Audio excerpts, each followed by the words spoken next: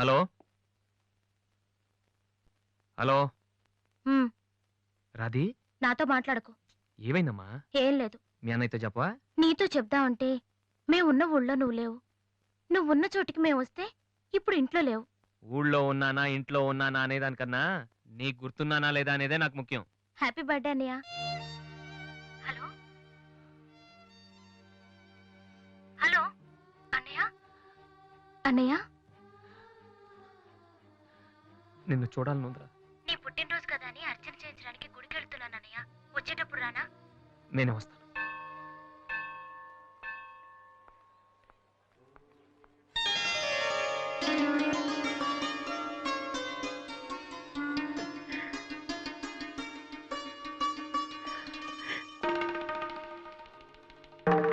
కమలా,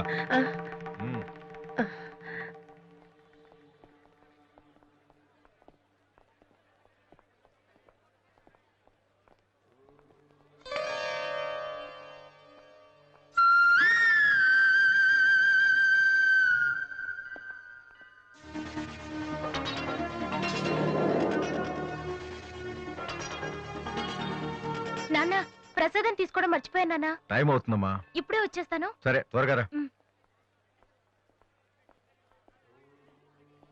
రాధి, అన్నయ్య, happy birthday అన్నయ్య. Thank you రా. సారీ అన్నయ్య, అమ్మ నేను బయలుదేరుతుంటే డాడీ కూడా వచ్చేసారు. ఇలా దొంగతనంగా కలుసుకోవాల్సిన పరిస్థితి వచ్చిందిరా. అన్నయ్య, పర్లేదురా, నువ్వు ఒక్కదాని నువ్వు చాలు. సరే, నువ్వు వెళ్ళు. నాన్న మళ్ళీ వెతుక్కుంటూ వస్తారు. ఓకే.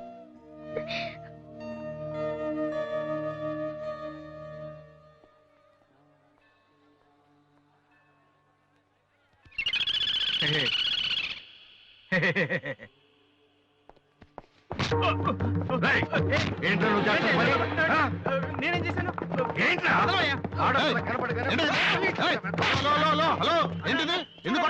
కూతురు చేయలేదని కొట్టేసినాడన్నా. నీ కూతురు అయితే ఇంట్లో పెట్టుకోరా. గుళ్ళోకి తీసుకొస్తే చేతులు కాళ్ళు తగులుతారా మరి.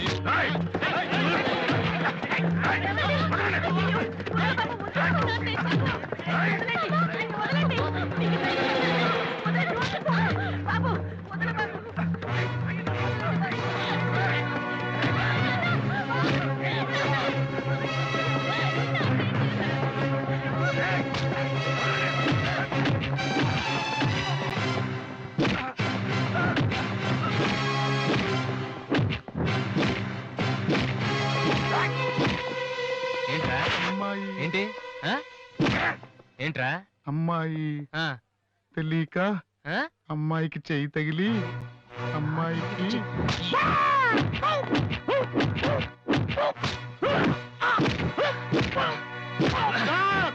నేను ముట్టుకోలేదు సార్. మరెవర్రా?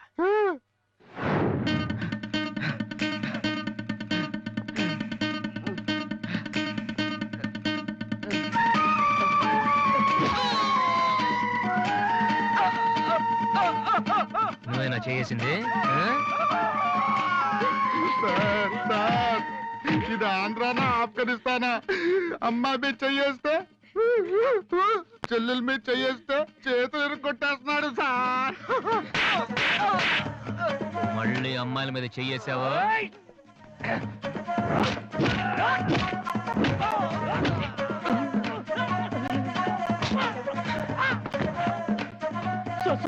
నేను ఇంటికి పెద్ద కొడుకు సార్. చెయ్యి మాత్రం మెలిపి వదిలేండి సార్. మళ్ళీ పిచ్చి పిచ్చి వేషాలు వస్తారా?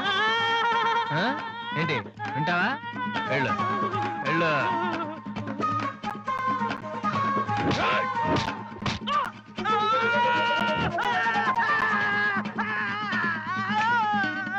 సార్, ఇలా వదిలేస్తే మా బ్యాచ్ మొత్తం వికలాంగుల కోటాలో ఎస్టీ బూత్ పెట్టుకోవాలి. ఆ అబ్బాయి చెప్పండి సార్. అందరినీ ఉతికేశారు సార్. నేను ఒక్కడే మిగిలిపోయాను సార్. సార్, నేను చచ్చిపోతే దానికి రెస్పాన్సిబిలిటీ మీరే సార్. సార్, నేను చచ్చిపోతే దానికి రెస్పాన్సిబిలిటీ మీరే సార్. మీరే సార్.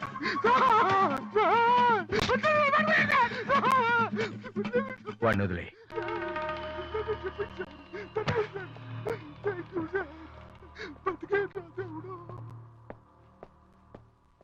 వాడేం తప్పు చేశాడని మీరంటే ఎక్కువ గౌరవం ఇస్తాడనా?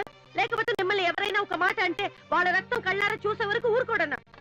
ఇదే ఇలా చూసే ఇన్నేళ్ల నుంచి నన్ను మాట్లాడకుండా చేశారు. కానీ ఈ రోజు మాత్రం నేను అడగాల్సిందంతా అడగకుండా ఊరుకోనండి. ఏదో శత్రువుని చూసినట్టు చూస్తున్నారు.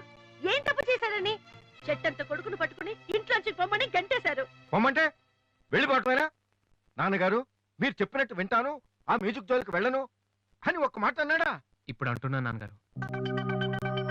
అవును నాన్నగారు, నా తప్పు నేను తెలుసుకున్నాను. నా కళ్ళు తెరుచుకున్నాయి.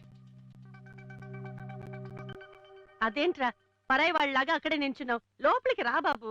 లేదమ్మా, నాన్నగారు పర్మిషన్ లేకుండా రాను. చూసారండి డాడీ, రోడ్డు మీద రాంగ్ రూట్ లో వెళ్తూ ఎవరైనా యాక్సిడెంట్ చేశారనుకోండి, ముందు హాస్పిటల్కి తీసుకెళ్లి ట్రీట్మెంట్ చేయించాకే కదా కేసు పెడతారు.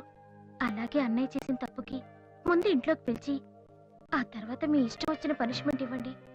ప్లీజ్ డాడీ, అన్నయ్యని రమ్మని చెప్పండి ప్లీజ్. ఇంకా ఏంటండి ఆలోచిస్తున్నారు? మీ మాట వింటానంటున్నాడుగా. ఇక జన్మలో మ్యూజిక్ మాట ఎత్తను నాన్నగారు. కనీసం టేప్ రికార్డర్ కూడా విన్ను. సరే, ఏదో ఒకటి ఆడో మనం. లోపలికి రా. అన్నయ్య లోపల రా. నువ్వు వెళ్ళి నేను తర్వాత వస్తాను. ఓకే. వెళ్ళు.